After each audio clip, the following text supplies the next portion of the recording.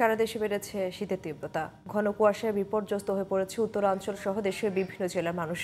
কনকনে শীতে চরম দুর্ভোগে পড়েছে নিম্ন আয়ের ও ছিন্নমূল মানুষেরা।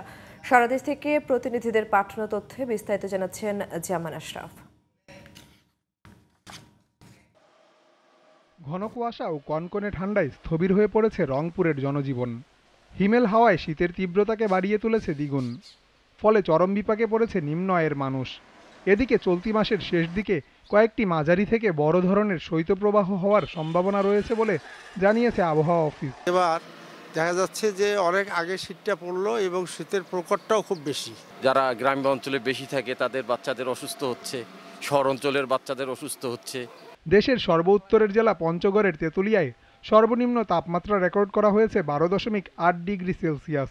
রাতের সাথে পাল্লা দিয়ে কমছে দিনের তাপমাত্রাও।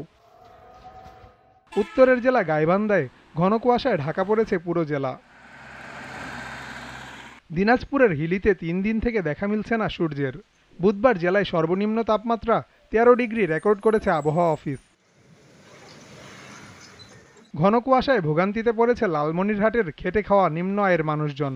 বাড়ছে শীতজনিত রোগ। কুয়াশা ও শৈত্যপ্রবাহের কারণে জয়পুরহাটে দিন দিন বাড়ছে শীত। সূর্যের দেখা মিলছে না কয়েকদিন থেকে। ঘন কুয়াশা ও কনকনে ঠান্ডায় স্থবির হয়ে পড়েছে পাবনার ঈশ্বরদীর জনজীবন। সর্বনিম্ন তাপমাত্রা 12.5 ডিগ্রি সেলসিয়াস রেকর্ড করেছে আবহাওয়া অফিস। কুয়াশার চাদরে ঢাকা পড়েছে মেহেরপুর। শীত নিবারণের জন্য সড়কের পাশে আগুন জ্বালিয়ে উষ্ণতা নিচ্ছেন মানুষজন। এছাড়াও ভৈরবে ঘন কুয়াশা আর কনকনে ঠান্ডা বাতাসে বেড়েছে শীতের তীব্রতা। শীতের প্রকোপ বেড়ে যাওয়ায় শীতজনিত নানা রোগ দেখা দিয়েছে।